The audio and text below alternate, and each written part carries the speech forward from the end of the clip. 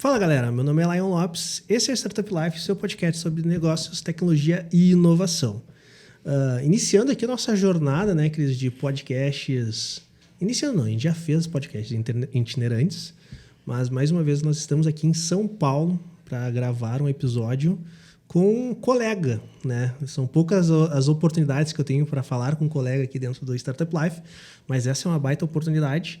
E conta um pouquinho para nós aí, Cris, qual que é o assunto e quem é o nosso convidado de hoje? E hoje eu vou ficar mais de mediadora, né? Porque os advogados gostam de falar, né? Então eu vou ficar aqui só mediando, se me derem a oportunidade. Mas a gente vai falar então de como está o setor jurídico, um setor que ele é tão tradicional e como ele se adaptou, como é que a tecnologia impactou o mercado jurídico. E para isso, além do Lion, que é advogado, a gente tem aqui o Marcelo da Solfácil. Marcelo, seja bem-vindo e conta aí para o pessoal um pouquinho da tua trajetória.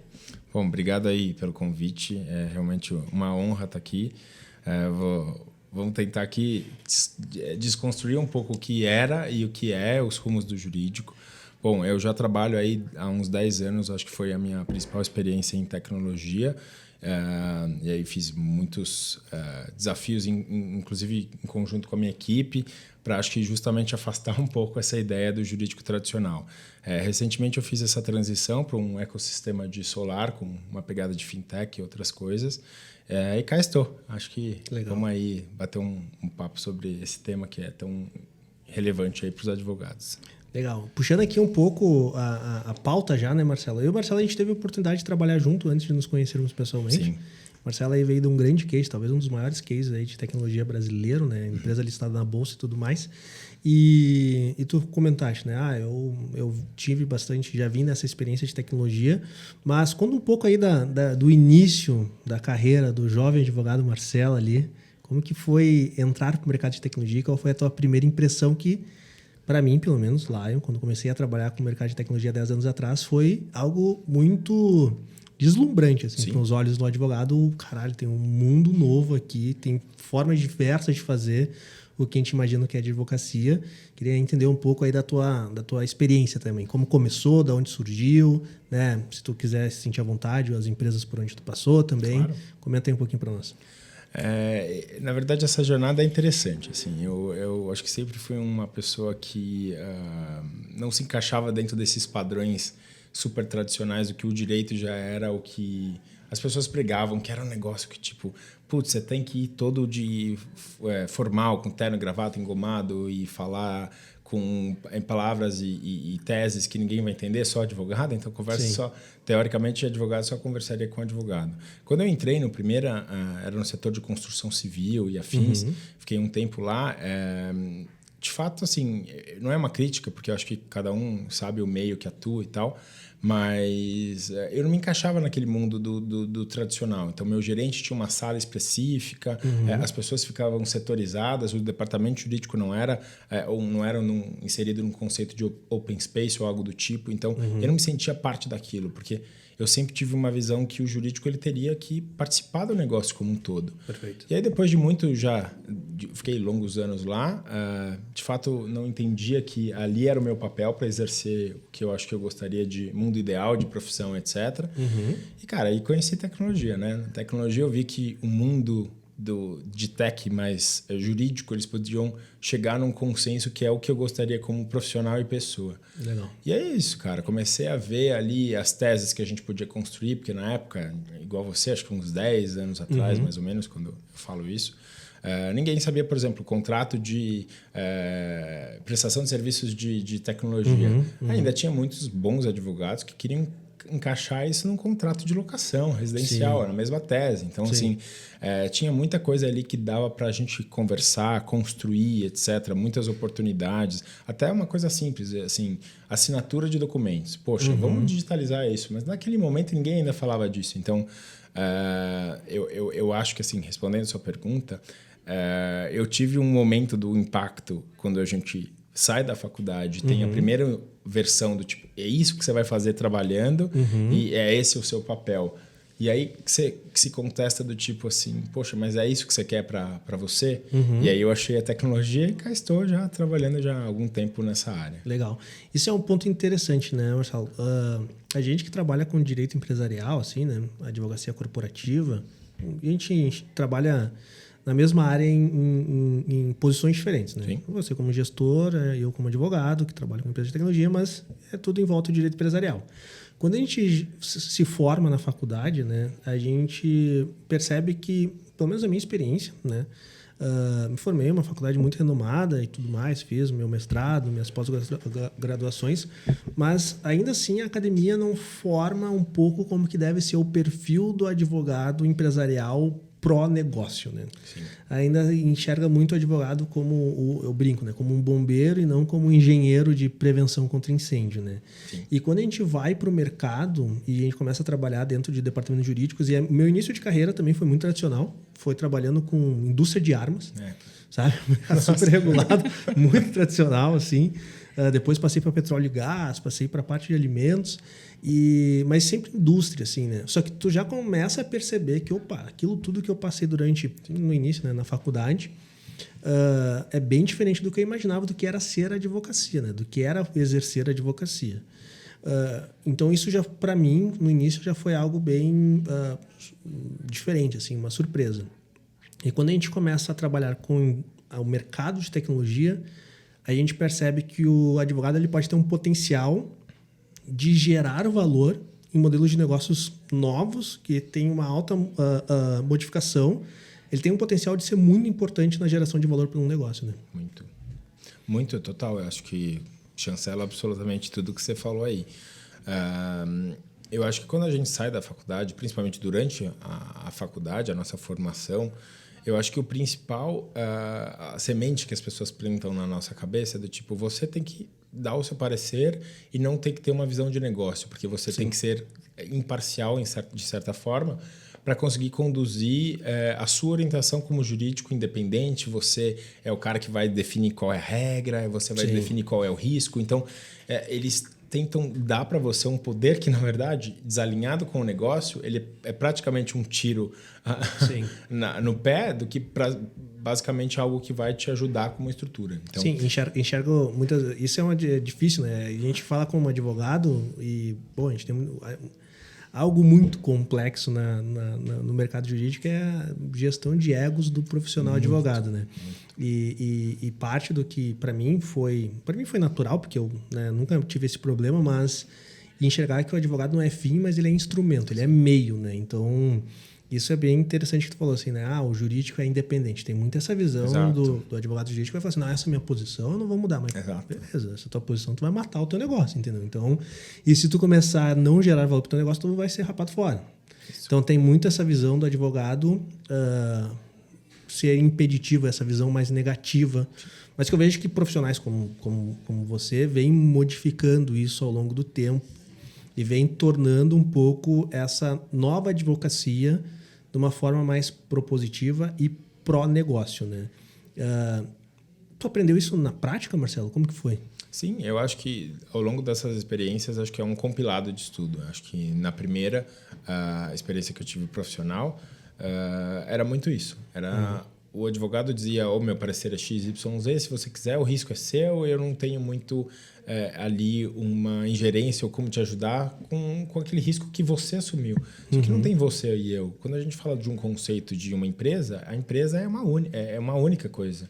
Então, a partir do momento que você é dado voz a você passa a ter o mesmo impacto que qualquer outra área de negócio. Então, eu acho que eu fui entendendo isso um pouco, fazendo essa percepção, principalmente nessa migração para a tecnologia, você consegue ver o quanto é muito mais benéfico, não só para a empresa, mas para você também como profissional, você lidar com outras áreas, você conversar com outras pessoas, você ter outras perspectivas que além da jurídica. Perfeito. Porque a jurídica, tipo, você consegue fazer uma pós, você consegue estudar ali, ver, e tá tudo bem, você já está na sua mesma linha de raciocínio, você vai agregando valor e conhecimento dentro da sua área, mas você não tem a visão do negócio, que o cara, olha, se você não mudar tal cláusula, se você não colocar uma assinatura XYZ, ele não vai assinar. Se você não flexibilizar esse ponto, ele não vai fechar o negócio contigo. Então, você começa a ter outras visões de business que não simplesmente uma cláusula, um ponto jurídico. Sim. E aí acho que esse é o diferencial que acho que agrega muito mais para um advogado. Sim. É muito mais amplo você ter conhecimento em diversas áreas do que você ser um especialista em tributário. De novo, não é uma crítica, cada um consegue ter e saber qual que é o seu direcionamento. Eu muito mais prefiro ter ali uma integração com várias áreas e ter diversas atuações e bases de conhecimento, por exemplo, marketing, comercial, etc., para aí dentro do jurídico encaixar essas coisas e dar cada vez mais uma solução mais completa do que simplesmente falar, não, é o direito civil, o contrato vai ser isso, isso, isso. Então, o que é mais completo? Ele depende do histórico da parte interna de cada uma das pessoas. Sim. Precisa de profissionais de todo jeito, mas eu acho que o perfil que vai ter que estar dentro de uma organização hoje em dia é o perfil que está aberto, com a cabeça aberta a ponto de conectar essas coisas, de fazer muito mais uma intermediação. Acho que é esse um pouco do papel que eu vejo do advogado hoje em dia, do que simplesmente uma área que vai ser aquela palavra final e que não vai conseguir estruturar como negócio. Então, perfeito. Acho que é essa a tendência ali de um advogado dentro de uma corporação hoje em dia. Perfeito. E, Marcelo, tu falou sobre imparcialidade. Sim. Daí enquanto vocês estão aqui falando, né, sobre o perfil de advogado, eu fiquei pensando que é muito parecido com a comunicação, principalmente com o jornalismo, né? E tu falaste sobre imparcialidade, que também é um grande dogma da comunicação. E daí eu queria ver a opinião de vocês dois, mas expondo um pouquinho a minha, eu acho que, na verdade, colocam a imparcialidade num pedestal e uma coisa que tem que ser alcançada quando, na verdade, ela não existe. Mas não quer dizer que a pessoa vai pender para um lado de maneira, como é que eu vou dizer? Irresponsável ou maliciosa, vamos assim dizer. Negligente. Não, assim. Negligente, porque no momento em que a gente está ali, seja, no caso do jornalismo, escolhendo uma pauta para trabalhar ela, para divulgar ela, ali tem uma subjetividade. Sim.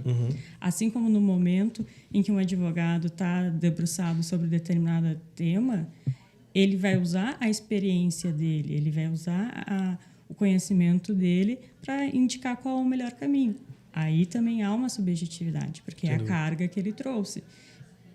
Então, ter essa subjetividade, na minha opinião, não é ruim. É o que vai fazer a coisa dar certo, na verdade. Mas daí, quando a gente fala isso, as pessoas ficam chocadas. Né? Eu não sei se o Marcelo concorda comigo, mas a minha visão como advogado que trabalha na corporativo, empresarial, cara, a gente nunca vai ter uma posição imparcial. A gente sempre vai trabalhar no interesse da empresa. E isso é difícil para o advogado, ainda mais o interno, entender qual é o interesse da empresa e não qual é o interesse do departamento. Isso é até uma pergunta que eu quero fazer para ti. Tu está falando assim, cara, agora a gente está estruturando a parte de compliance, não sei o quê, e daí a gente começa a ver que quando a gente trabalha, não quero trazer aqui tanto tecnicidade, né, mas quando a gente começa a entender um organismo empresarial quase como um organismo vivo, a gente consegue entender que os departamentos eles têm seus interesses próprios, né? E daí isso, né, seja por causa do gestor que quer vender mais para receber a comissão dele dentro do departamento comercial, ou em cada uma das áreas, o financeiro querer reduzir os custos, porque isso está alinhado com o bônus dele. Isso é natural, porque são humanos, são pessoas que têm dentro, e a gente começa a ter vários conflitos de interesse.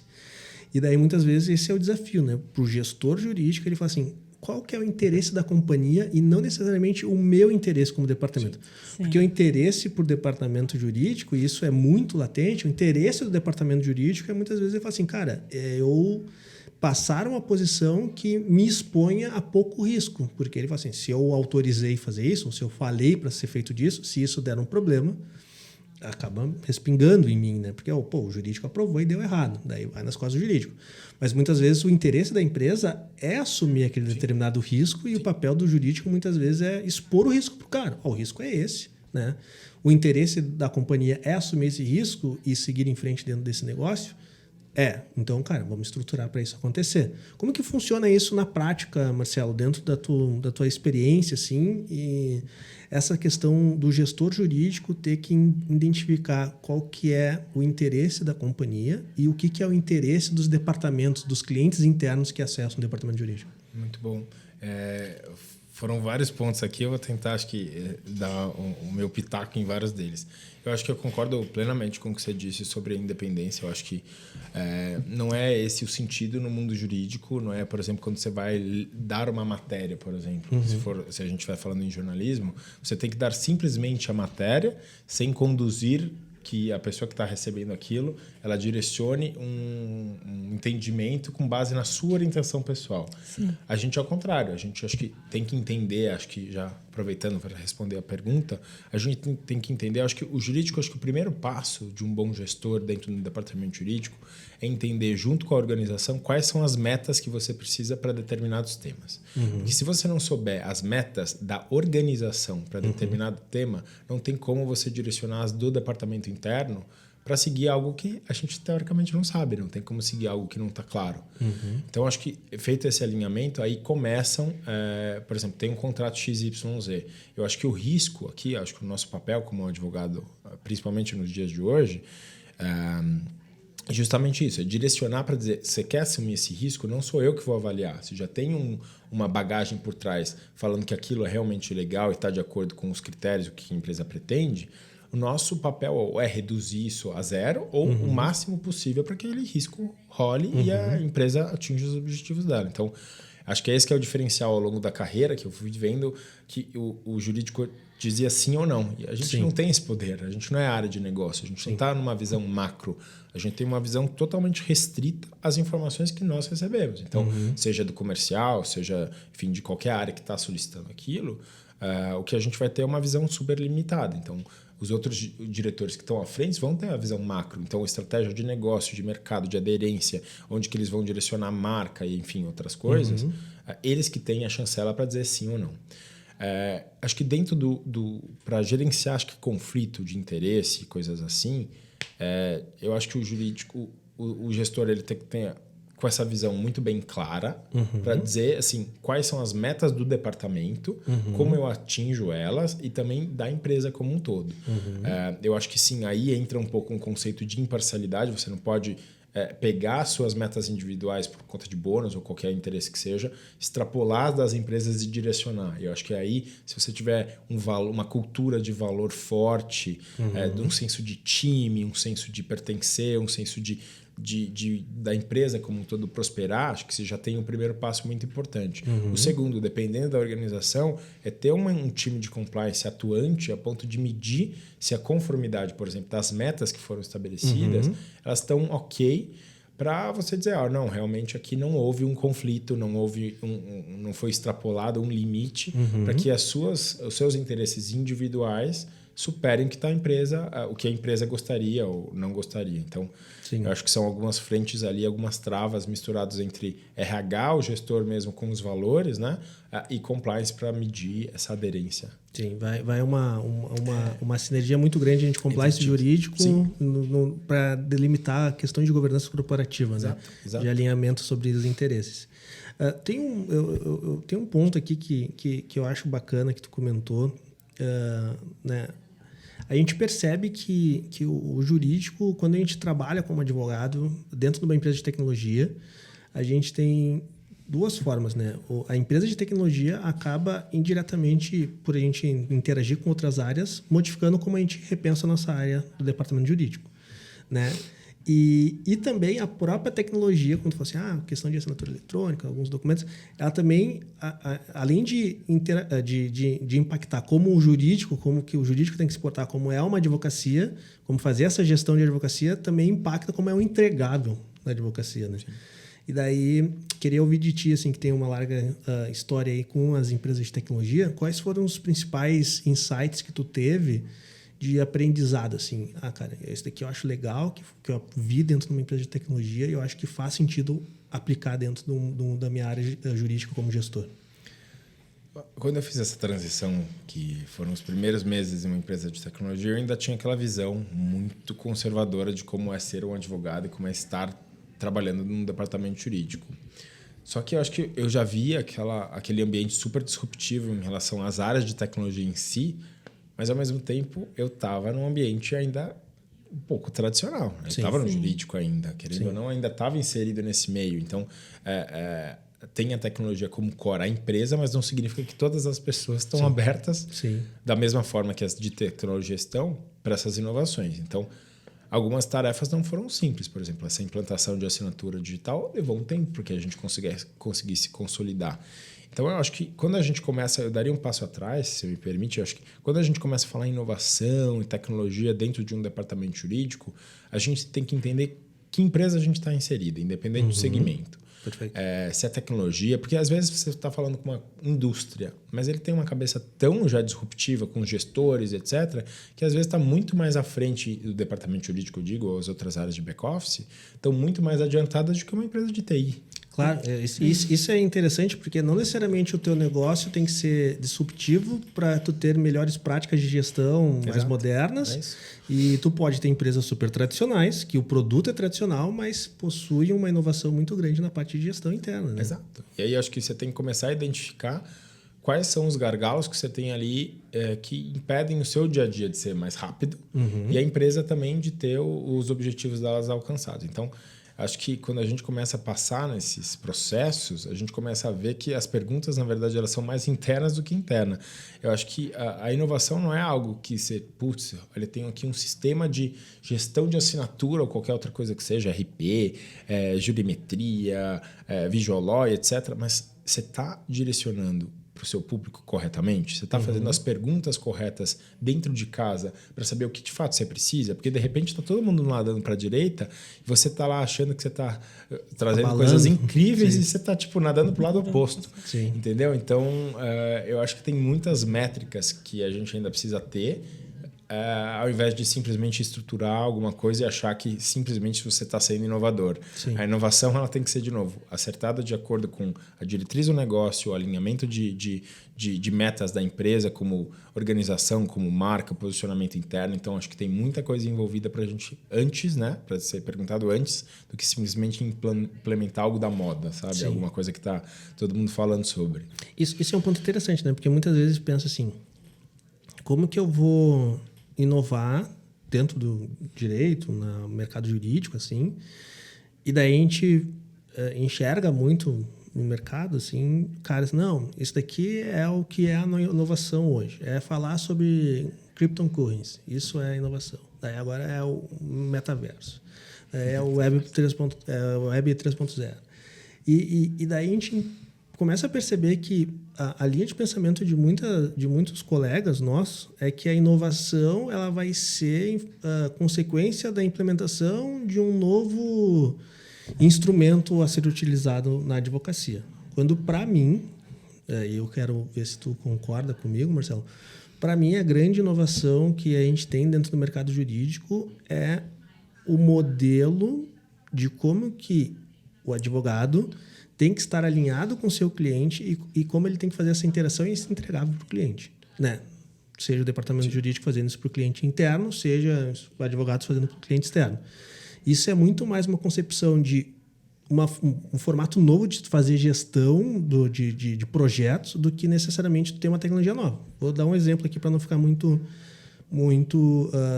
superficial. A advocacia a gente aprende durante a faculdade e provavelmente as nossas primeiras experiências são baseadas em processos judiciais. E processo judicial nada mais é do que um padrão de desenvolvimento bem modelo waterfall. Início, meio e fim. Né? Lá no final, tu tem o resultado de tudo aquilo que tu trabalhou durante anos, que é a sentença judicial, a decisão final. E quando a gente vem para o mercado corporativo, mercado de tecnologia, né, mercado empresarial para empresa de tecnologia, essas interfaces com o teu cliente tem que ser muito mais curta e muito mais ágil para tu ir modificando ao longo do processo. E hoje eu vejo que a advocacia, se tu é um gestor, se tu é um advogado e tu implementa métodos ágeis no formato de desenvolvimento da tua advocacia, já é uma grande evolução.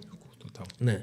E eu acho que quando tu tem dentro do departamento jurídico, é quase impossível tu não trabalhar num modelo nesse formato. Né? Sim. Não, acho que estamos super alinhados. Eu acho que assim, todas as profissões sofreram alterações significativas ao longo dos anos. Então, muitas delas foram extintas. Então, o cara que apertava um parafuso na indústria, hoje já tem uma máquina que faz alguma coisa do tipo, e ele teve que se atualizar a ponto de conseguir gerenciar aquela máquina, por exemplo, ou fazer outras coisas. E por que o direito não seria igual? Claro. Né? Eu acho que aí seria muita pretensão de um advogado que já é ensinado a ter esse papel dele não se atualizar. Ele vai ter que se atualizar. Então, qual que é, na minha visão, a maior atualização? O advogado estar inserido dentro de um conceito corporativo e, a partir disso, ele é uma ferramenta, um instrumento dentro daquela engenhosidade. Então, se o cara não se adequa, ele não tá dentro. Sim. Então, concordo que acho que a principal inovação é do perfil do profissional em si. Perfeito. Porque a partir desse perfil, aí você começa a pensar em como vai ajudar melhor, então está alinhado com as metas da empresa, como a gente falou há pouco. Pensar em tecnologias que vão ajudar o dia a dia da empresa, do departamento, das pessoas mesmo. Tem muito que, acho que, uma nuvem mesmo, algo nebuloso por volta do tipo, putz, mas a tecnologia vem para acabar com o emprego dos advogados, vai substituir. Cara, assim, eu ia perguntar isso, se esse medo ele ainda existe. Eu acho que ele existe. Ele não é uma coisa que eu acho que é distante para as coisas que são 100% manuais ou que não exigem um intelecto. Exatamente. Como acontece com qualquer outra profissão. Ainda bem que tu está falando isso, Marcelo, porque eu não sou eu que estou falando, e espero que meus advogados do escritório escutam isso, porque eu falo para todos eles. Eu falo assim, concordo. Se tu trabalha com as mãos, tu está trabalhando errado. Tu tem que trabalhar com a cabeça. Porque tudo que é feito pelas mãos podem ser substituídos em curto espaço de tempo. Mas tu substituir ainda a cabeça do advogado, de advocacia, de tu pensar, né, escutar, ter empatia pelo problema, entender qual é uma solução adequada e ter essa interface junto com o teu cliente, seja interno ou externo, ainda não tem tecnologia feita para isso. Tem tecnologia que pode te suportar a tornar isso mais ágil. Mas esse medo aí é provavelmente para os... E esse medo traz um pouco de restrição, né? Tem muito colega nosso que, cara, não, a tecnologia aqui não vou apoiar porque eu vou perder meu emprego daqui em diante. Mas não, né, cara? A gente esquece que o advogado ele é um trabalho intelectual, né? Não é um trabalho manual. Tu ficar batendo teclado é o final do teu processo criativo, né? O início começa... É que nem pintor. Pintor trabalha com criatividade ou trabalha com a mão? Ele tem que ter habilidade. Do mesmo jeito que o advogado tem que ter uma habilidade para redigir. Mas 80% do trabalho é a criatividade, é o pensamento, é o intelecto, né? Concordo. Acho que é exatamente isso. Por exemplo, hoje no time eu tenho um time super enxuto, com cabeças brilhantes, e eu uso tecnologia a favor das rotinas que seriam, teoricamente, ou essencialmente manuais. Sim. Então, assim, eu tenho cada vez mais a valorização do intelecto e deixar com que essas atividades manuais sejam feitas já por uma tecnologia que já está apta para fazer isso. Perfeito. Então, por exemplo, uma revisão contratual. A gente já tem um software, um machine learning capaz de conseguir fazer essa validação. Então, por que eu preciso de um profissional 100% dedicado a isso? Eu tenho tantas outras frentes para que a gente consiga trabalhar. Então, eu acho que a tecnologia ela vem só para ajudar o advogado.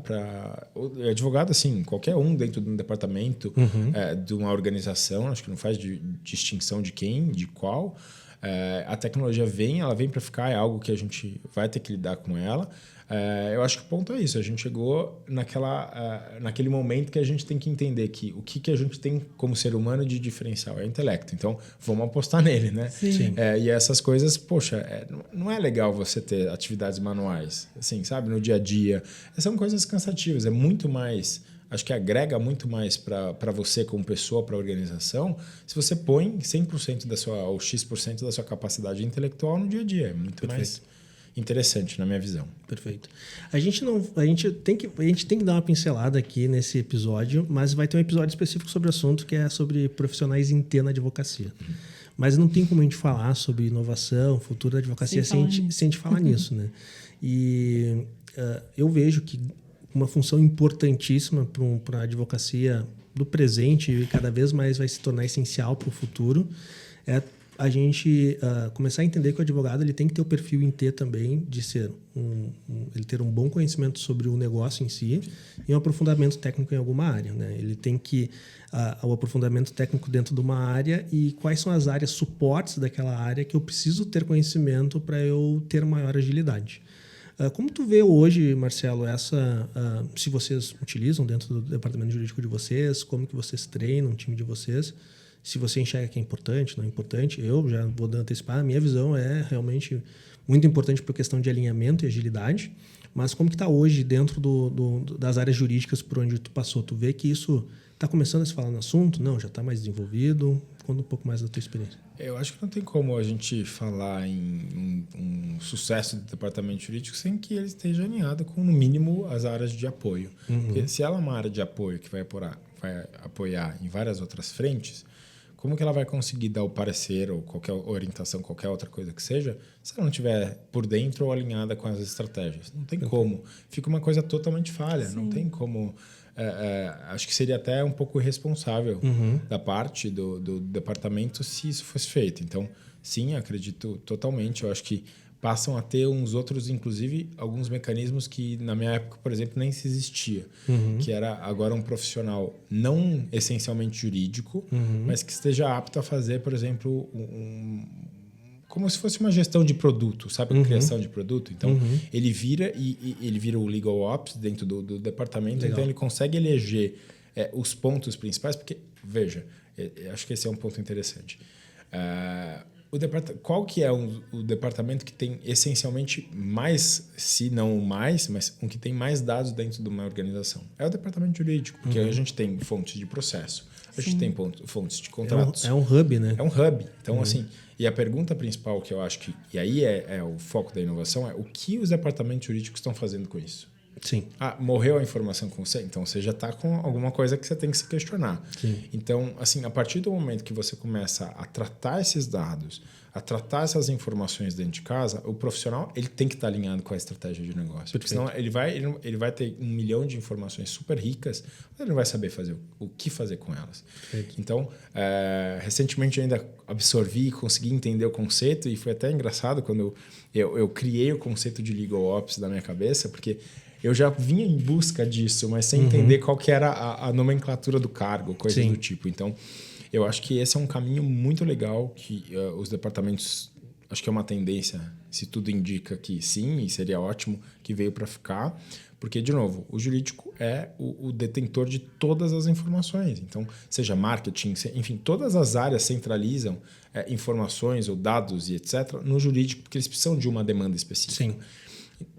Então, acho que esse que é um diferencial que acho que tem que ter esse alinhamento, tem que ter, na verdade, a coleta e o tratamento desses dados. Acho que sem isso a empresa perde muito no final, né?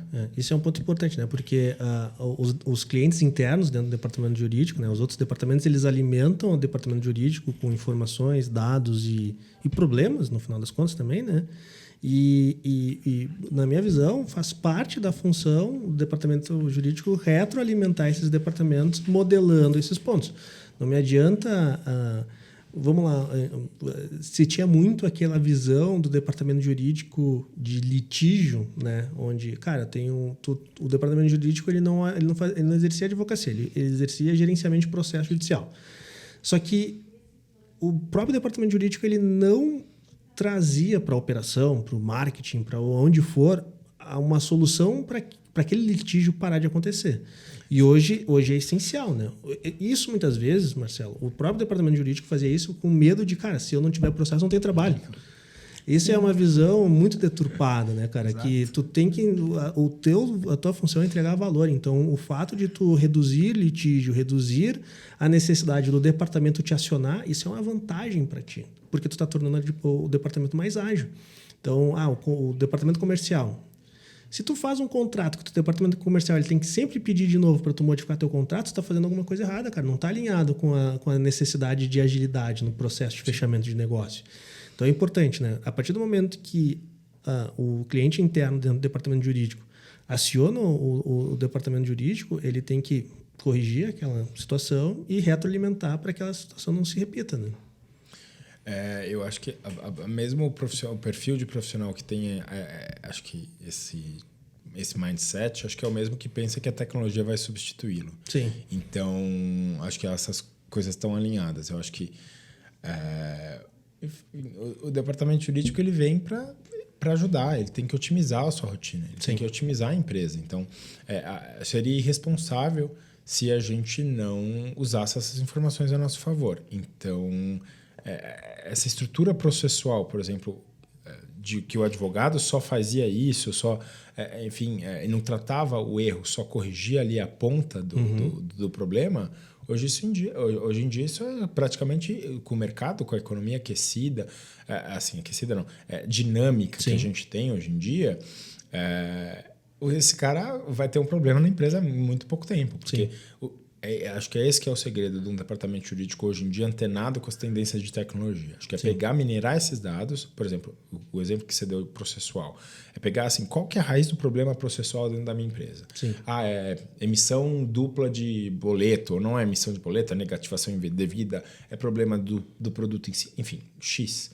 Você pega esse X e vai tratando com as áreas, porque o jurídico, quanto mais valor ele vai gerando para as áreas em termos de estrutura e estratégia de negócio a longo prazo, é muito melhor para ele, porque ele vai conseguir se manter numa estrutura cada vez mais proveitosa economicamente do que uma empresa que vai cada vez estar pior. Então, aí depende em que papel ele quer estar. Uma empresa que vai crescer junto com ele ou que vai parar estancada ali junto, porque no final do dia o processo é super custoso. As áreas que o jurídico tem são muito custosas. E outra, o jurídico é um leque. Assim, você tem milhões de outras variáveis, temas e teses e qualquer outra coisa para construir. Então, você tem um mundo para explorar. Acho que essa visão restrita de que tinha antigamente, de tipo, tributário, só trabalha com tributário. Processo é processo. Entra no departamento jurídico, você vai ver que isso... Em uma hora, você tem, acho que, basicamente, acesso a todas as áreas de temas do direito que você possa imaginar. A gente está falando aqui dessa mudança que a tecnologia trouxe e a mudança de perfil. Para vocês, essa é a maior ruptura da advocacia? Porque a gente vinha num perfil que há muito tempo não tinha muita alteração, né? Era a mesma lá da antiguidade, a mesma. Daí a visão de quem a gente fala, né? Totalmente leiga. Eu vou me atirar antes aqui. Mas eu acredito que sim. Eu vejo que há muito tempo a advocacia não passava por uma modificação tão forte do perfil do que é a posição do advogado, seja dentro de departamento jurídico, seja externo. Assim, o que eu espero da advocacia? Acho que faz tempo que não passava isso. Explicando um pouco por que eu tenho essa visão, a gente teve um momento no mercado brasileiro, acho que a advocacia empresarial ela modifica muito, ela é totalmente influenciada pela dinâmica que o mercado está sofrendo, né? Então, quando a gente analisa ali anos 90, final dos anos 80, início dos anos 90, o que a gente teve muito impactante dentro do Brasil? Abertura de mercado. Então, né, se deixou o Brasil abrir um mercado para o mercado estrangeiro. Até então era tudo mercado fechado. As maiores empresas brasileiras eram empresas estatais ou eram empresas subsidiadas pelo governo na época. E daí, abertura de mercado, internacionalização de mercado, o mercado brasileiro começou a ficar mais dinâmico. Qual é a consequência disso? A gente começou a ter muita fase de privatização. Então, empresas estatais começaram a ser privatizadas e, nesse momento de privatização, a gente começou a ter o maior aumento histórico no Brasil de processos judiciais. Então, eu brinco, e não é menosprezando, pelo amor de Deus, não fiquem bravos comigo, mas eu falo assim, quem abriu o escritório de advocacia na década de 90 tinha uma probabilidade gigantesca de ganhar muito dinheiro. Porque o mercado era muito carente. O volume cresceu tanto, assim. E daí eu estou falando assim, de empresas que começam a ter 30 mil, 40 mil processos. E daí, por isso que a grande parte, nesse momento dos anos 90, final dos anos 80 e início dos anos 90, qual que era a função do advogado? Cara, a gente tem 40 mil processos, tem que resolver isso para mim. Não tinha espaço para o cara falar assim, não, peraí, vamos analisar. Não, cara, o meu problema é que eu tenho 40 mil processos hoje e está entrando mais 10 mil processos por mês. Então, por isso que aconteceu muito isso da advocacia e se criou um mercado muito processual no Brasil. O Brasil é o país que mais tem processo judicial no mundo. É o país que mais tem advogado no mundo. Não é à toa isso. Só que hoje em dia, né, em 2022, está começando a passar por uma mudança. Se entende que as empresas, hoje em dia, é muito custoso começar a trabalhar com muito processo judicial e o que se fazia antes? Os escritórios de advocacia antes, eles dominavam uma carteira grande, então eles chegavam assim, peguei um processo, eu tenho 40 mil processos. Para a empresa, ela tinha um problema muito grande porque aquele escritório tinha 40 mil processos, ela ficava na mão do preço daquele escritório. Sim. O que começou a acontecer no início dos anos 2000 para cá?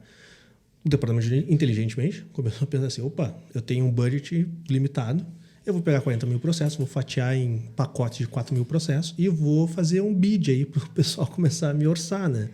Assim, quanto que tu me cobraria para gerir 4 mil processos? E daí a competição começou a aumentar, o preço começou a cair e hoje em dia tu tem um escritório que trabalha com processo em massa, cara, putz, tu vai se ferrar, não é simples. Então, isso exercia uma pressão mercadológica, né? Uma pressão mercadológica mesmo, assim, pensando bem em questão de economia. Uma pressão mercadológica de que o advogado falou assim, ou eu fico nesse moedor de carne recebendo literalmente R$50 por processo judicial, ou eu começo a entender qual é uma outra forma de gerar valor para uma empresa. E daí começou a surgir o que a gente chama de escritório de boutique, né? Que daí era uma outra vertente. Um trabalhava com 4 mil processos, 40 mil processos, o outro trabalhava assim, eu vou trabalhar com 2, 3 casos e vou te entregar o estado da arte. Só que também o mercado começou a ficar cada vez mais dinâmico e aquilo que tu tem que entregar em estado da arte começou a ter que ser entregue em um volume maior. Sim. E daí isso foi pressionando também. Então, eu acho que nesse momento é um momento muito diferente, tanto para departamento jurídico quanto para advogado, que é um momento onde tu tem que... Processo judicial faz parte, mas o mercado já sabe como lidar com isso. Já tem bastante player no mercado que pode resolver essa situação. Mas é assim, eu preciso de parceiros de negócio com a visão jurídica que vão me entregar questões muito complexas numa agilidade muito boa e alinhado com a minha necessidade. E isso tu fez uma pressão muito grande para o advogado começar a mudar muito. Formato de aprendizado, formato de entrega e formato de como desenvolver esses entregáveis. Essa é a minha visão. Então, sem dúvida, para mim, dos últimos 80, 90 anos, cara, é uma outra advocacia que a gente vai ver daqui pelos próximos 50 anos. Desde o início do século XX, ali, a advocacia sempre foi a mesma coisa. No início do século XXI, a advocacia começou a mudar bastante. Eu concordo. Eu acho que só complementaria com... Acho que o terceiro dessa sua pirâmide aí seria basicamente a necessidade das empresas de começar a puxar um advogado para estar dentro do business dela, entender de fato qual era a raiz das coisas. Então, quem já estava à frente via que, por exemplo, um escritório boutique ele é já o mais refinado, mas mesmo assim ele ainda está fora da sua operação. Sim. Ele não está assim enraizado com os valores que a sua organização tem. Ele não está ali dentro dos problemas que todos os outros times têm. Então, a gente quando fala de processo, tudo bem. Acho que tem lá um protocolo um pouco mais tradicional e de teses, etc. Por mais que você consiga, sei lá, aplicar conceitos de visual law e coisas assim dentro de uma petição, ainda vai seguir um rito meio que ali no dia a dia. Tu vai conseguir fazer algumas inovações incrementais ali, mas nada fora da curva, etc. Agora, quando a gente começa a ir para as outras estratégias, por exemplo, marca junto com propriedade intelectual, junto com contrato principalmente, junto com as outras frentes do direito, aí você começa a ter o advogado dentro de casa, né? Quando ele está dentro ali, envolvido de uma forma muito legal na sua organização, você tem uma outra entrega.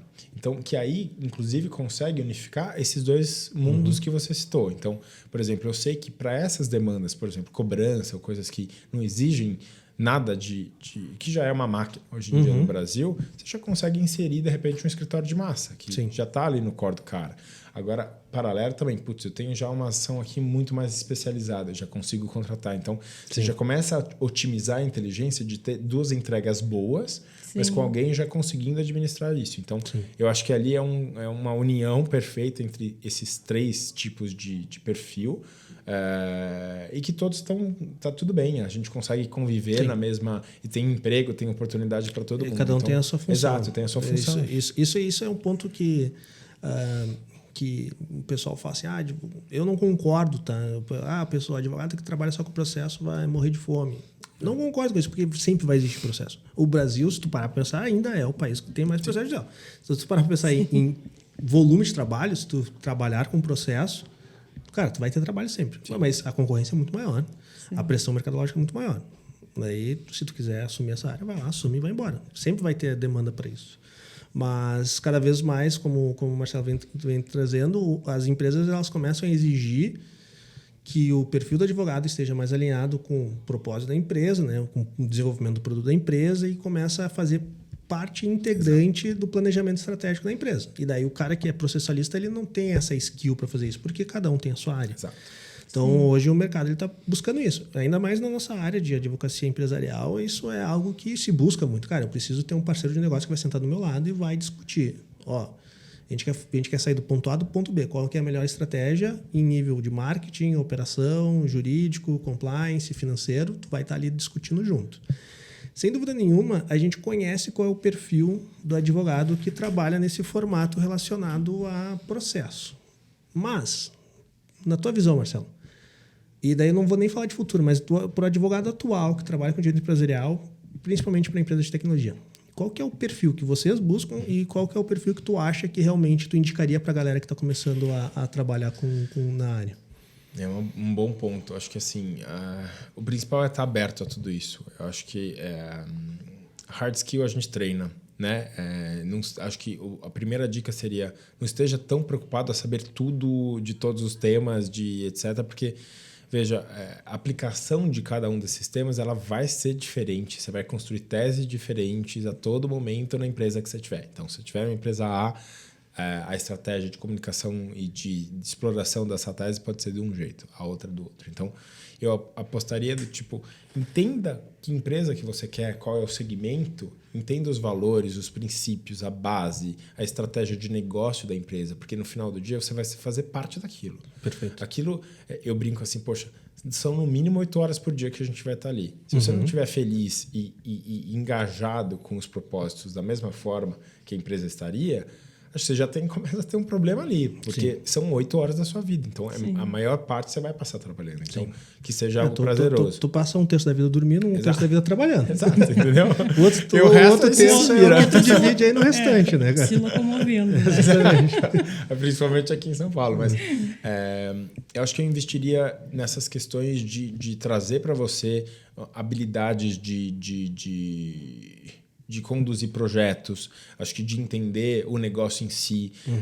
Óbvio que a base jurídica, quando você faz a faculdade, etc., você tem que ter os princípios, porque você também não adianta você querer navegar por um caminho que você nunca percorreu, não tem como. Claro. Mas eu acho que eu apostaria mais nessas questões de tipo habilidades de comunicação, de trabalho em equipe, e coisas desse tipo, assim, sabe? Do que mesmo estude as questões de direito civil X, sabe? Eu concordo contigo. A gente busca... Isso é uma visão assim, que eu tenho também. Muitos se falam assim, o advogado do futuro tem que saber sobre, sei lá, smart contract. Cara... Legal. Você nem sabe se ele vai estar aqui daqui a um ano. Exatamente. Então, assim, é muito mais... Porque, como tu falou, né? A advocacia, a matéria, vamos dizer assim, quando a gente trabalha com empresas de tecnologia, a matéria é a mesma. O societário é o mesmo que o societário de uma indústria vai usar. O contrato é o mesmo, a propriedade intelectual... A gente não muda a legislação. Tanto que se fala assim, o direito das startups. Cara, é o mesmo direito. Metaverso. Como que é a tributação sobre... Cara, é a mesma tributação. Não existe nada diferente. O importante é tu conseguir enxergar a matéria que a gente tem no ordenamento jurídico com a visão da necessidade do teu mercado, com a necessidade do mercado de tecnologia. Então, tu enxerga, eu preciso aplicar isso para esse caso da minha empresa de tecnologia dessa forma. E daí a gente tem espaço para isso, né? E isso acho que eu adicionaria esse poder de comunicação de alinhamento também, né? E algo que talvez seja pouco explorado na advocacia, mas eu acredito que é muito importante, que é a criatividade do advogado. Sim, isso é né? Ele tem que... E eu não falo criatividade de negócio de inovação jurídica, não. É ele conseguir ter uma criatividade de entender, dentro daquela estrutura normativa que eu tenho, quais são as peças que eu consigo utilizar para possibilitar que o meu cliente chegue do ponto A ao ponto B. E a gente não tem que recriar coisas. A gente tem muito exemplo aí. Eu gosto de dar um exemplo disso, que é, cara, um exemplo. Mercado de tecnologia começou a fazer captação de investimento. O Marcelo tem uma experiência grande nisso daí. O mútuo conversível é o maior exercício de criatividade da advocacia brasileira, no sentido de, cara, eu preciso rentabilizar uma empresa que hoje não tem estrutura para se tornar uma SA e sofrer com toda a questão de governança, mas que também tem eficiência fiscal, societária, alinhamento de interesse. Cara, e funciona, está aí, né? E é um exercício de criatividade. Então, acho que essa é a grande diferencial, né? O advogado conseguir ter a criatividade para não fazer inovações jurídicas no sentido de vou ser negligente e criar coisas aqui, mas, cara, ele tem que entender. Isso daqui está estruturalmente legal, no sentido jurídico da palavra, ágil e alinhado com o meu cliente? Sim, cara, é isso aí. Daí tu é um puta profissional, é um profissional muito diferenciado. E daí eu queria te fazer uma pergunta também, Marcelo. A gente, com esse perfil, né, a gente começa a entender que o advogado ele tem que saber tanto, pelo menos na nossa área, óbvio, né? E aqui, todo o que a gente está falando aqui é enviesado por direito empresarial, Sim. que é a nossa área. Né? Como é que vai ser o direito lá em questão de sucessão? Sei lá, cara. Aí tu pergunta para alguém da área. Não vou conseguir ajudar nesse exatamente. ponto. Mas dentro da nossa área, hoje, o advogado ele tem que saber tanto ou mais de negócio quanto de direito, né? Sim, concordo. E assim, veja, é um pouco até assustador para o advogado quando ele escuta isso, você tem que entender do negócio como todo. Você não vai falar do tipo como se fosse um CFO ou um controller ou algo do tipo, mas você tem que ter um direcionamento básico ali para fazer aquilo. Senão, de novo, você não vai conseguir estruturar nada do que você precisa de uma forma assertiva, de uma forma direcionada corretamente. Então, não tem como você, acho que está desalinhado com o negócio. Eu acho que, até fazendo um link com o ponto anterior, eu acho que o principal diferencial de um advogado hoje em dia é ser pró-business. E aí, assim, ser pró-business sem uma atitude assim, irresponsável, né? Perfeito. Assim, porque se você não estiver alinhado com o negócio, os valores, a estrutura, não tem como você conduzir da melhor forma. Então, eu acho que esse é um dos principais, eu ouso dizer que é um dos principais diferenciais. Né? Você está à frente da negociação. É você ter um senso de dono junto com a empresa, que aquilo, se você não fizer, por exemplo, o contrato alinhado com o que a empresa espera de valor e etc., não valor financeiro, mas valor de trazer aquele negócio para dentro de casa, você já tem um problema aí. Então, o advogado ele tem que saber que ele não é simplesmente um escritório, mais naquele conceito que você falou, que fica ali fora simplesmente fazendo um direcionamento e fazendo o trabalho dele ali de fora e a vida dele segue. Ele está dentro de casa. Então, o advogado corporativo ele está dentro, ele é parte daquilo. Então, assim, faça com que isso seja de fato parte daquilo. Então, acho que assim é o principal ponto. Legal. E, Marcelo, a gente falou um pouco sobre... né, como que foi o início, como que a empresa de tecnologia e inovação influenciou a advocacia, um pouco sobre o perfil de como é o advogado hoje em dia, que a gente entende que, vamos dizer assim, tem como requisitos, né, para a dinâmica de mercado hoje, mas devem perguntar muito isso para ti, e eu pergunto muito para mim e eu vou repassar para ti essa bronca. Ele quer se livrar. O que tu enxerga para o futuro da advocacia, cara? É um bom ponto, né? Assim, eu vou dizer com o que a gente tem de informação hoje na minha visão do dia a dia. Eu acho que o futuro da advocacia, ele vai ter que... O profissional que está inserido nesse meio, ele vai ter que ter um jogo de cintura para se adaptar às tecnologias. Então, nessas questões que não exigem, de fato, intelecto, já abrir mão que isso, na minha visão, vai acabar. Então, essas questões vão cada vez estar menos no dia a dia do advogado. Mas, ao mesmo tempo, a nossa entrega vai ser muito mais direcionada. Vai ser muito mais efetiva. Então, por exemplo, numa carteira de 50 mil processos, você vai poder usar hoje questões de jurimetria, por exemplo, para entender mais a fundo qual que é o pensamento em comarca XYZ sobre aquele tema e conseguir implantar, por exemplo, teses distintas para cada uma dessas comarcas. Esse seria, de repente, um ponto. Legal. Segundo você vai conseguir, com o conceito de Legal Ops, pegar a raiz desse problema, investigar internamente e resolver. Então, o profissional, acho que ele vai ter que estar apto a trabalhar com todos esses cenários de uma forma mais intelectual. Então, ele vai largar aquelas rotinas que ele tinha do tipo, vou ler aqui 50 decisões XYZ para chegar numa decisão que vai incorporar só o que ele entende que é o mais direcionado ali, enquanto uma tecnologia vai usar outros vários critérios. Então, acho que ele tem que abrir mão, o profissional, dessas questões que hoje são muito, e no passado foram muito relevantes, por exemplo, ser super especialista numa área e acho que ter a habilidade de conduzir diversos outros temas ao mesmo tempo de uma forma intelectualmente muito mais preparada, muito mais robusta. Então, acho que esse vai ser um desafio, de novo, é uma mudança muito importante para um advogado. Sim. que antes, de novo, ficava fora, numa cadeira chique, esperando lá de terno, etc. Hoje ele já é parte do negócio, ele é uma parte da estrutura. Então, o futuro da advocacia que eu vejo é assim, o advogado inserido como totalmente parte do negócio, pro-business e munido de tecnologias que tirem todas essas questões que são manuais e que não exigem de muito habilidade intelectual nem nada disso. E aí está mais focado no intelecto, em como ajudar o business e etc. Acho que esse vai ser um pouco do futuro do perfil do profissional.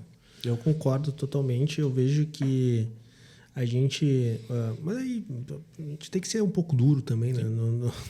Sobre uma análise de um mercado desse, que o advogado que ele já tem esse perfil, ele tende a brilhar cada vez mais. Muito, né? E o advogado que não tem esse perfil, ele tende a ser deixado para trás. Não tem como a gente dourar um pouco a pílula. Se tu é um cara que... vamos lá, quando a gente... Mais uma vez, né? Quando a gente trabalha lá com ação em massa, tem muito advogado que só fica trocando qualificação de parte. Exato. Porque na peça 98% é igual. Cara, meu amigo, se tu faz isso hoje, desculpa, mas tu não vai existir como advogado no futuro. Tu vai ter que se adaptar, né? Mas o advogado que ele já tem... pegar esse caso de jurimetria, né? O cara que ele já consegue entender que ao invés de eu gastar 5 horas ficando lendo acórdão para conseguir tecer uma tese, eu posso ter uma tecnologia que vai me auxiliar a trazer isso muito mais mastigado. E vou trazer um exemplo não muito distante, tá? Porque a gente fala muito da advocacia ligada... quando a gente fala em inovação, em direito, a primeira coisa que o pessoal fala é inteligência artificial. Tá? E eu acho que a gente tem tanta coisa para fazer na frente.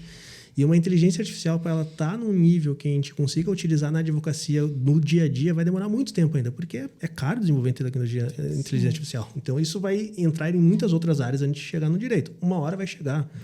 Mas vai chegar nessa função. Ela vai ser uma estrutura que vai apoiar o advogado. A gente desenvolveu dentro do escritório, isso foi parte do meu mestrado. A gente tem hoje um chatbot muito simples.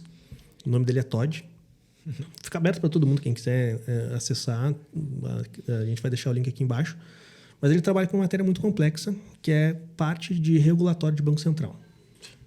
Cara, é uma matéria muito complexa para qualquer advogado, né?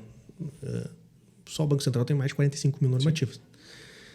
E daí a gente começou a identificar que a maioria das perguntas, por mais que pareça ser ilógico, era o nosso cliente, né? Ele chegar para nós e ele tinha uma dúvida muito grande, que é: o que eu sou? Eu sei o que eu quero fazer, mas eu não sei o que eu sou. Né? Porque quando a gente fala em inovação regulada, tu sempre vai cair dentro de uma caixinha. Tu sempre vai ser alguma coisa.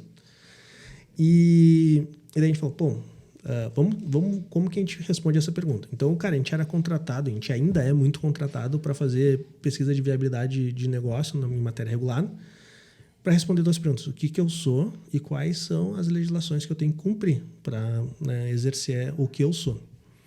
E a gente começou a entender, alguns anos atrás, que um advogado demorava ali entre 40 e 60 horas para responder essas 2 perguntas. Escutar o cliente, entender o que o cara vai fazer, entender o modelo de negócio, responder o que ele é e quais são os arcabouços de regulação do Banco Central para cumprir. Com base nisso, a gente começou a trabalhar em uma árvore de fluxo de inteligência, né? Então, uma árvore de um fluxograma de inteligência, onde a gente fala, cara, a gente foi começando a entender quais são as perguntas que podem nos auxiliar a responder essas 2 perguntas. Hoje, a gente tem, pode qualquer um jogar lá, acho que é fintech.silvalopes.dv.br. Hoje, para a parte de fintech de crédito, né? Claro que a gente tem que adicionar outras áreas, mas para a parte de fintech de crédito, hoje o Todd, sozinho, consegue fazer a resposta dessa pergunta em 1 minuto e meio. Entendeu? Por quê? Claro, o advogado, a gente pegou todos os advogados no escritório, teve uma massa crítica de pensamento para justamente conseguir automatizar isso, esses fluxos de perguntas e respostas. Mas hoje, a gente não gasta mais 60 horas para responder essas 2 perguntas. Então, hoje a gente consegue entender assim, quando chega um cliente que fala assim, cara, eu estou criando um novo modelo de negócio, preciso saber o que eu sou. Cara, a gente, tá aqui, e aí, o que mais que tu precisa?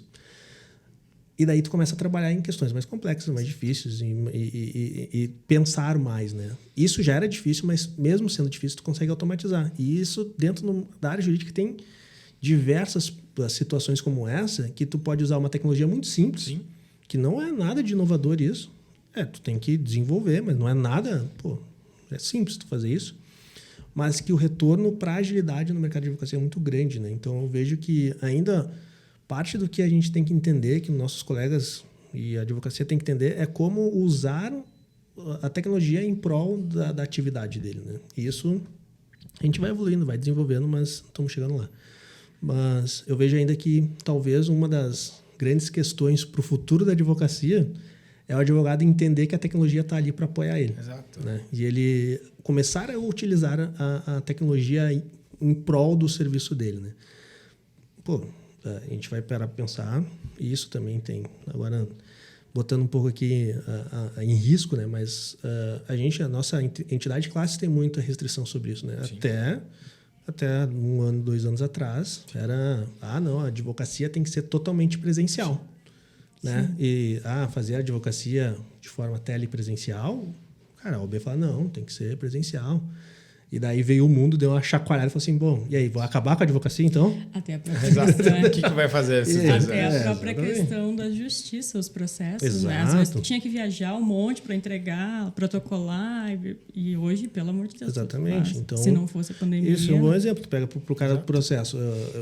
O Marcelo e eu, né, há 15 anos atrás, 15 anos atrás eu trabalhava com processo judicial. 15 anos atrás eu gastava 2 horas do meu dia, pelo menos, para ir no foro. Exato, para ir do carro para o foro, pegar um processo, folhear processo, tirar cópia. Hoje até, para a advocacia mais tradicional, isso está muito mais ágil, né?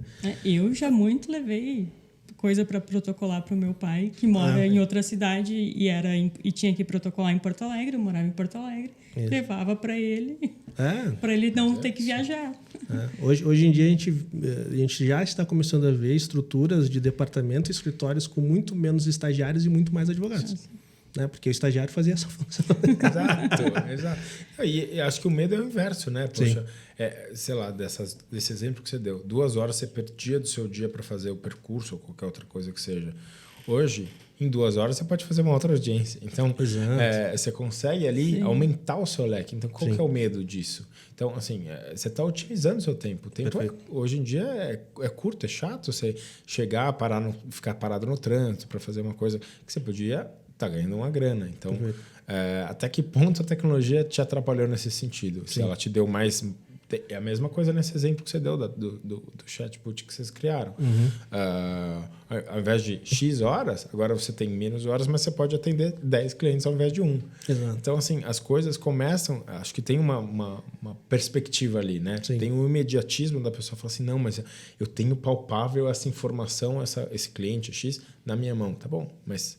você podia ter mais, de uma forma mais otimizada. Então, acho que esse que vem muito com o medo, vem acho que muito dessa falta de visão em relação ao que vai ser num cenário macro, entendeu? Sim. E acho que tem um outro ponto também que é importante, né, Marcelo?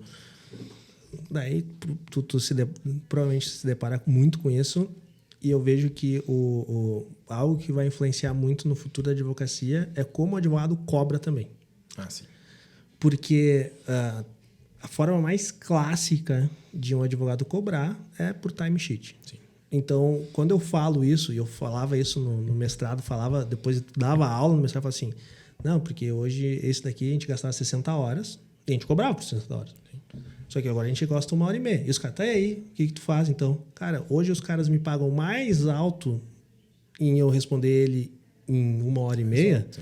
Do que quando eu pagava em 60 horas, porque o cara ele tá pouco se lixando.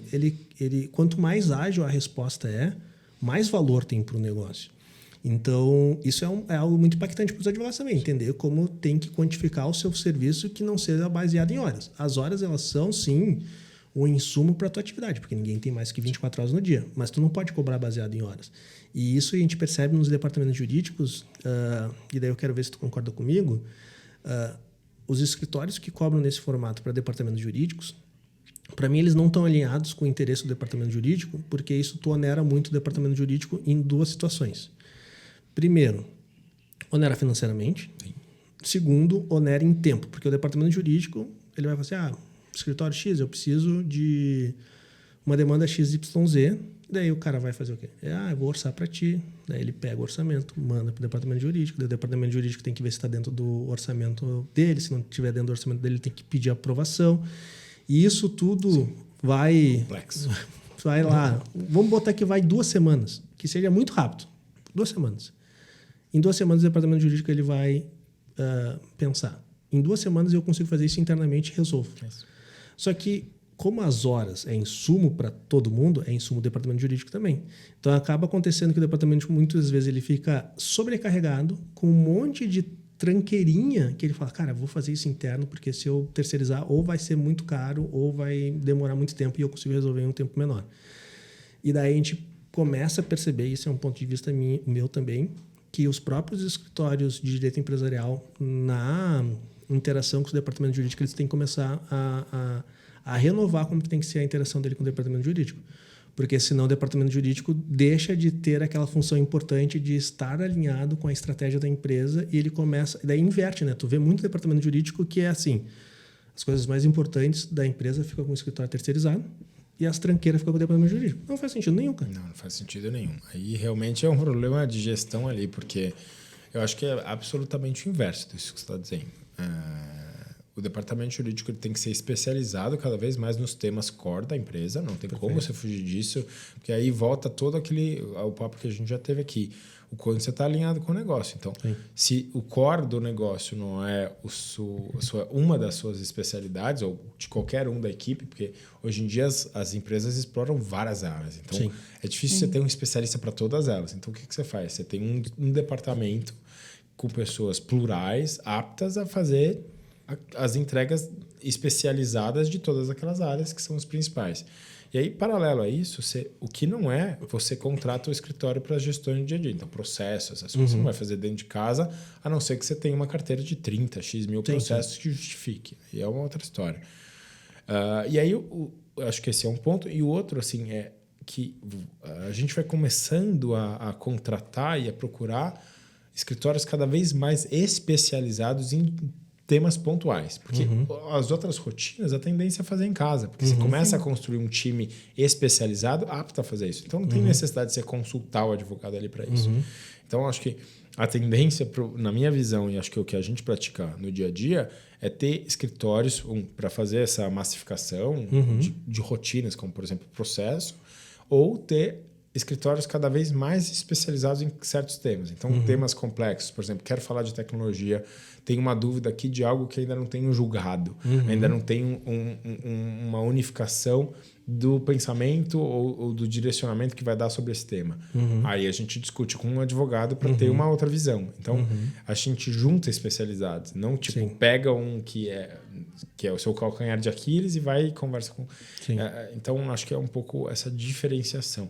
Quanto à cobrança de horas, eu acho que ela vai fazer sentido dependente ali do momento da sua empresa. Então, por exemplo, para a gente às vezes não faz tanto sentido no dia a dia, porque, poxa, eu tenho um parecer lá longo, você vai demorar tantas horas. Então, não sei quanto que você vai... É muito pessoal, é subjetivo. Tem pessoas que, para fazer um tópico, de repente, a gente já se deparou com isso, para fazer uma revisão de um documento X, vai demorar 4 horas. Aí você conversa com outro escritório, faz em 2. Não tem um juízo de valor aqui. Então, porque é intelecto, de novo. Demora X tempo, outro demora Y. Então, acho que o julgamento aqui, acho que o principal tem que começar a ser quão efetiva é a sua entrega. Ao invés do tipo, quanto você cobrou só para aquilo. Porque se você cobrou R$1.000 para fazer um trabalho que não vai ser efetivo para mim no dia a dia, não valeu a pena. Não valeu a pena, claro. Eu rasguei R$1.000, aí vou ter que pegar e contratar mais 5 ou X vezes mais, mas aquele 1.000 ainda vai computar ali, porque não foi efetivo. Então, eu acho que o preço hoje em dia ele é algo, obviamente, que a gente tem que considerar, mas acho que você tendo um departamento efetivo especializado dentro de casa, esses questionamentos começam a ser mais pontuais. Então, você consegue ali contratar alguém mais capaz de resolver efetivamente seu problema. Perfeito. E, Cris, vamos chegando aos nossos finalmente aqui, né? No nosso episódio. A conversa vai Senão vai embora, né? Bota 2 advogados para falar. Falamos bastante, né? Mas, Marcelo, para fazer aqui a perguntinha final, assim, gostaria que tu olhasse, vamos dizer assim, para essa geração de novos advogados que vão começar a surgir aí e dá uma dica aí para eles. O que tu daria de dica se o pequeno Marcelo estivesse ouvindo aqui agora? Eu acho que essa nova leva, acho que ela está muito no caminho do que o mundo vai ser daqui para frente, porque é uma geração aberta, é uma geração disposta ali a ter acesso ao conhecimento, às informações e a esse dinamismo que hoje o mundo corporativo pede. Então, não tem mais igual era antes. Olha, eu nasci aquela síndrome, nasci assim, vou morrer assim. Hoje em dia, se você nasceu assim, morrer, a onda te engole rapidamente. Então, continuem com essa visão. Acho que a dica que eu daria é insistam mais, sabe? Sejam mais incisivos no que de fato vocês querem. Acho que o mundo tem muita opção, muita oportunidade, mas acho que para você dizer que você não quer, você tem que estar certo de que você experimentou o suficiente para que aquilo seja uma coisa que você não queira. Então, a minha dica é essa, assim, permaneçam com essa cabeça aberta a ponto de absorver todas as informações que estão ali no redor, que não são poucas, mas explorem a fundo cada uma delas. Não fiquem só numa camada de aquele imediatismo, não, eu já sei isso, já fiz isso. Até hoje tem muitas coisas, a maioria delas que eu não sei ainda, eu já estou aí na estrada há alguns anos. Imagina com poucos meses. Então, acho que esse é o meu conselho aí do tio Marcelo para essa nova geração aí que está por vir. Bom conselho, sempre, né, sai da primeira camada de análise, né? Se aprofunda um pouco mais para conseguir ter mais confiança no que tu vai transmitir, né? Mas, Cris, estamos chegando aqui mais ao fim de mais um episódio aqui do Startup Life. Marcelo, muito obrigado, cara. Fiquei muito feliz aí de se conhecermos pessoalmente, né? E também de poder participar aqui do nosso podcast. Né? Deixa os teus recadinhos finais aí, né? Quem quiser conhecer um pouco mais do Marcelo, né? Fica à vontade agora que tem um espaço aberto aí para tu deixar o teu recadinho final para nossa audiência aqui. Bom, obrigado de novo pela oportunidade, foi realmente um prazer, estou aqui estreando, né? Nunca tinha feito esse formato de podcast, então obrigado aí pelo convite. Minhas redes sociais, acho que tem o LinkedIn, que é Marcelo Lima. Fiquem à vontade aí para me adicionar, mandar mensagem, trocar experiência, marcar de repente um bate-papo. Eu acho que estou muito nessa vibe de fazer bench e conversar com as pessoas, porque eu acho que isso enriquece muito a nossa bagagem de dia a dia, porque acho que cada experiência é única, cada trajetória profissional que as pessoas têm são únicas. Então, quanto mais aberto a escutar e trocar, mais completo a gente fica. Então, estou à disposição aí para todos que quiserem bater esse papo comigo. Legal. Cris, muito obrigado aí mais uma vez de participar também. Quer dizer, eu participar no teu podcast, né, Cris? Às vezes eu deixo de participar. Mas, né, pessoal, quem está nos vendo aí, nos vemos no próximo episódio. Quem está nos ouvindo, nos ouvimos no próximo episódio. Tchau, tchau.